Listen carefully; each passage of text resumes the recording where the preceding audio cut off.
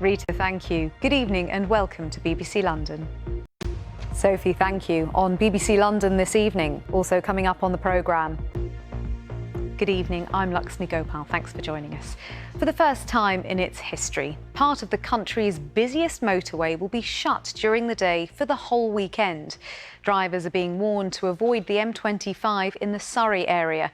It's part of an upgrade of Junction 10.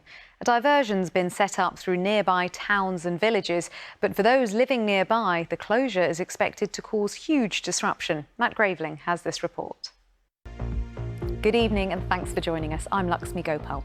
Well, let's start with some news that may affect your travel plans over the next couple of days. For the first time in its history, part of the country's busiest motorway will be shut during the day for the whole weekend.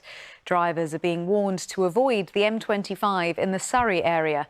It's all part of an upgrade of Junction 10, aiming to cut delays and collisions there. A diversion's been set up through nearby towns and villages, but for those living nearby, the closure is expected to cause huge disruption. Well, Matt Graveling is in Surrey tonight. Matt, tell us more. As a result of that as well. That's our reporter, Matt Graveling there. Well, get your phone ready if you have it on you, because if you're affected by the M25 closure this weekend, police are asking people to come forward with any information after 2 people were injured by crossbows in separate incidents. The first trial of its kind on the railways is taking place in West London. They're trialling fast-charging batteries on trains with the aim of making the railways greener. Our transport correspondent Tom Edwards has more. Now the weather with Chris Fawkes. Looking lovely ahead, isn't it? Well, that's it from the late team for now. Thanks for your company tonight. We'll be back tomorrow. In the meantime, you can get the latest on the website. Good night. Well, let's take a look at some of the day's other news for you now. Health bosses are consulting on plans to change maternity services in North London. It'll mean the maternity unit at... Now, looking ahead, there's more on the issues facing London this weekend. Now, Chelsea and Arsenal have long been London's most successful women's football teams, but tonight they break new ground. With crowds in the Women's Super League soaring, it'll be the first time Stamford Bridge will host this particular London derby, and the result could go a long way to deciding whether either of them goes on to be crowned WSL champions. Chris Legg has been speaking to one of Chelsea's standout players of the season. Now, staying with the active theme, we're not short of gyms and fitness classes in the capital, are we? But many people don't always feel comfortable exercising in those spaces. Well, one organisation set up sessions during lockdown for those who might not think traditional gyms are for them. It's aimed at people in the LGBT+ community and offers free classes as premium workout spaces across London. Have a look. And Comic Relief is on in just a few minutes' time, actually, well, never mind Comic Relief. We have had some relief from the downpours we've had earlier this week. Now, just to bring you the main headlines this evening. Now, just before I go, if you look on our social media pages, you can find out where in London has been named as the capital's best place to live.